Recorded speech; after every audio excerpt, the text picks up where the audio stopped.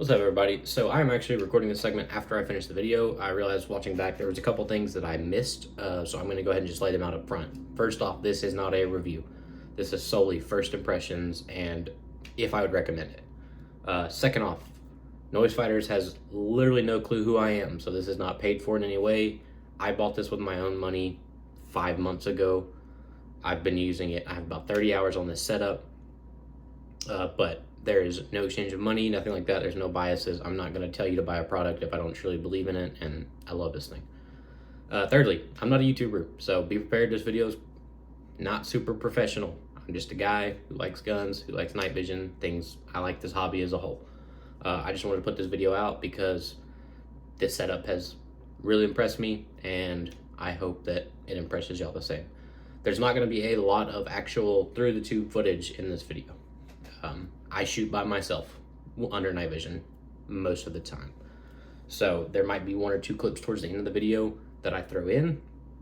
But outside of that, pretty much all the footage you're going to see is things like stargazing or just looking around, because these are the only tubes I got. I don't really have a way to record myself under night vision. So thank you all for watching. I apologize if this video is pretty rough to watch. First time I've really sat down in front of a camera in probably 5 years. So thank you all for watching, and I hope you enjoy. Alright, so this is going to be my initial review of the Panobridge M1. I am running it paired with two Elbit Omni 8 mil-spec PBS-14s. This is going to be my initial thoughts. I have roughly 30 hours of time of using this setup now, so I feel that's enough to have my first impressions and possibly a recommendation. I know a bunch of people are not going to want to watch this whole video, especially if you're looking for recommendations, so I'll keep this first part short and just say, if you're on the fence about it and you're considering it, absolutely go for it. I have nothing but praise for this setup. There's really only one downside to it, and that's the weight, and that's not necessarily the Panobridge's fault, more or less the fact that I'm running two mil-spec PBS-14s, so it's heavy. But like I said, if you're just wanting to know if I would recommend it or not, I would absolutely recommend this setup. Been a big fan of it, and you should definitely go for it.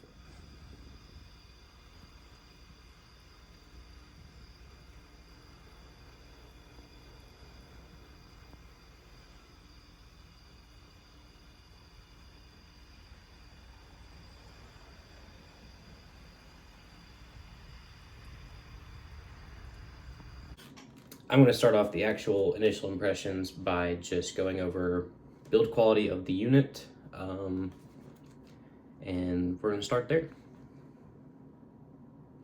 Alright, so for build quality, I want to start off by saying there was some issues that I have with this out of the box. It's kind of hard to tell in this camera, however, there is a lot, there's a lot of slop in the Panobridge itself. This is on a Wilcox G24E. However, I also have a Argus mount, and there is still slop in that. Whereas something like my Wilcox J-arm, whenever I was just running a PBS-14, had no slop in these mounts. Now, this mount has never come out.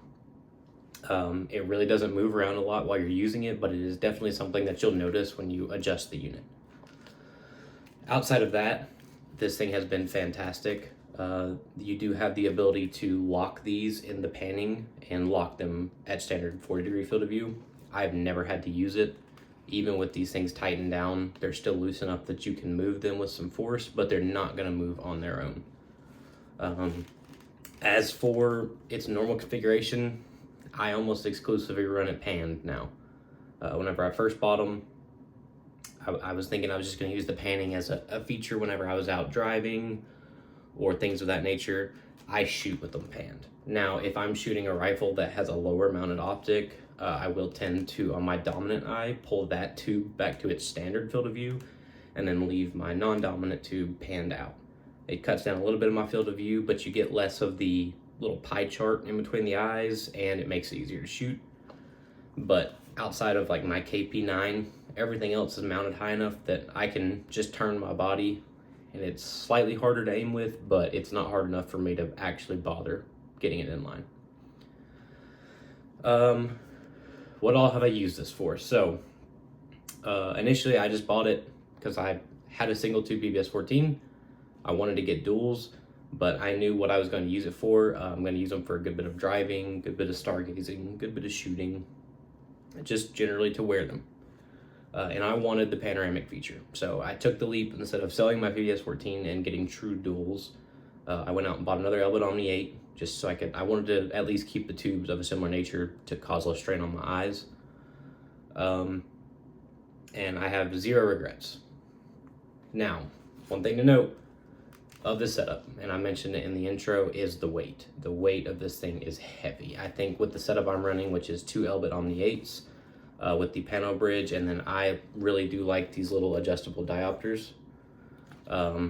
It's 31 ounces, just with, not with the Wilcox mount, so just the Panobridge, and this is 31 ounces.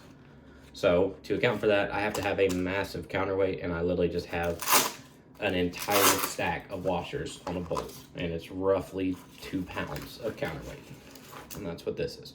So just note, if you're gonna run this setup, you might want to consider auto gain tubes if weight is a real issue. Now, with a proper helmet, this Team Wendy helmet has been perfect for me. It's comfortable, and I just recently got off a road trip where I wore these for roughly 6 hours straight. I was out at visiting my parents, shot for a couple of hours.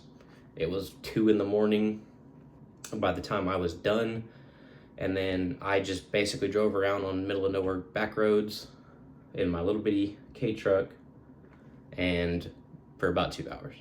So, and I had zero headaches, zero anything like that. I did notice I was starting to get a sore neck. So yet again, that just comes down to, if you're absolutely need something light, get true duals, because the setup is not light.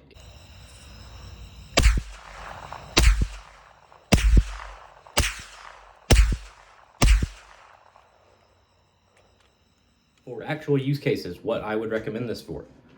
First up is just for something like stargazing. It's really nice to be able to get that extra field of view from stargazing. I do this frequently. I live relatively out in the country, and even if we get some light pollution where I live, I can always make a trip out to my parents, and they live in the middle of nowhere. And this is a fantastic thing for stargazing. That extra field of view is fantastic. And with a single tube, it really doesn't do it justice, or even with true duals, it doesn't do it justice of just how many stars you can see with a panning setup. For shooting, it is extremely nice. That extra field of view is fantastic, whether it comes from doing drills, things like shooting from cover, moving to cover, or just hanging out with the guys and shooting. The extra field of view is super handy. Your awareness is up. You don't have to use your head as much. So that part of it is fantastic. And then the main thing that blew me away with this setup is driving. So I have never owned true duals, so I can't really say how much better this is than true duals for driving. However, I did throw these in the standard 40-degree field of view for a little bit to try driving, and I did 5 minutes before I flipped them back out. Driving with the panning capability is a game changer. I drive smaller vehicles, so I don't usually have to move my head as much to see like my mirrors and things of that nature as you would in like a truck. But in my K truck with these, I can pretty much keep my head straight for the entirety of driving. So driving, I would highly recommend.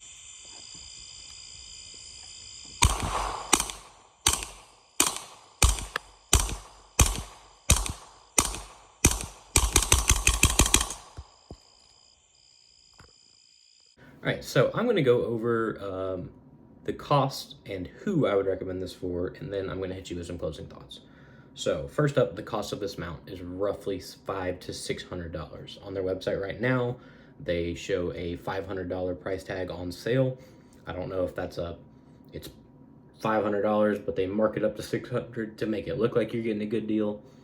Pretty sure when I bought them, they were still on sale for $500, and I bought these months ago. So I'm thinking that's what it is, but on their website, currently they are $500 brand new. So, who would I recommend this for? I recommend this for somebody who wants the panoramic feature, but doesn't want to spend like $10,000 for something like RP and VGs. Because if you just want cheap dual tubes, you can get dual tubes without the panoramic feature for the same price. That's going to be lighter, probably going to be a little more sturdy, and you might even get better spec tubes for the same price. I see things like 1431s with Gen 3 Elbit tubes fetch for roughly the same price as this setup all the time. Even if you go for lower spec tubes, something like Jerry 31s, those are like $4,000, so they're even cheaper than this. You still get articulating tubes, you just don't get the panoramic feature. And if you don't want the panoramic feature, there's really no reason to go with this, just solely due to the weight. Now, if you already have a PVS 14 and you don't want to go through the process of selling it to get dual tubes, or maybe you just want to keep a PVS 14 and so you're like, might as well pick up a Panobridge to have the ability to put two of them together if I want to. It's a fantastic option. You can always use a PVS 14 and something like an M4A RH25 thermal monocular on one eye. They offer mounts for that. So who do I recommend this for? The people who want pano. If you don't want pano, there's really no need for this. And the cost-wise, it's not even cheaper than going with something like Jerry 31s or 1431s secondhand. There are cheaper bridges on the market. I see Amazon bridges for these all the time. Would I recommend them? I don't know. I don't have time with them. I'm not going to bash on something I've never tried. However, these are tough, they're durable, and they're well respected in the community. So would I cheap out on a bridge if I were to go this route? I really wouldn't. I would pay the price and get a true Panobridge. But outside of the cost factor and outside of who I would recommend this for, what are my closing thoughts on this unit? It's a fantastic setup.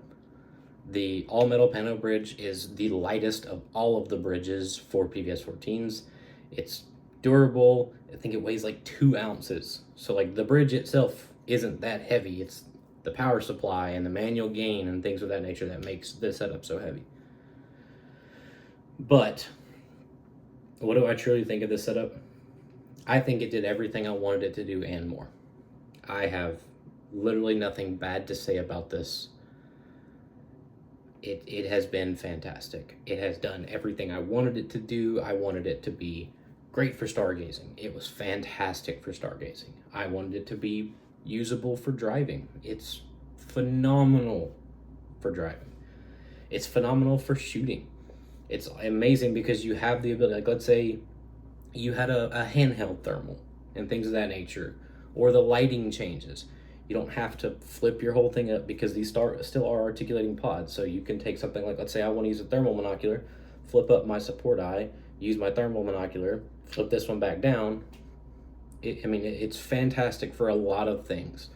You can mount plenty of different PVS 14s or other style night vision monoculars to it. It has thermal support. It's just a really solid unit, and I really do highly recommend it. But for now, I think that's going to be it on this video. I do plan on doing a in-depth review at some point in the future, but I'm going to have to put probably 100 hours on this setup before I feel comfortable doing that. As someone who is still relatively new to the world of night vision, I don't want to put out false information. So I'm gonna need a lot more time on that. This video has kind of been all over the place. I'm pretty scatterbrained. I don't sit down in front of a phone very often to try to record things. I usually make YouTube shorts of me mag dumping in the trash. So there's probably plenty of things on this that I don't touch on that y'all might want answers to. If that is the case, please leave them in the comments. I will try to answer everything that I can get the answer to. And if I can't find the answer to it, I'll dig into it and maybe even reach out to noise fighters and try to figure things out. But thank you guys for watching. 10 out of 10. Highly recommend the Panobridge, and hope to see y'all next time.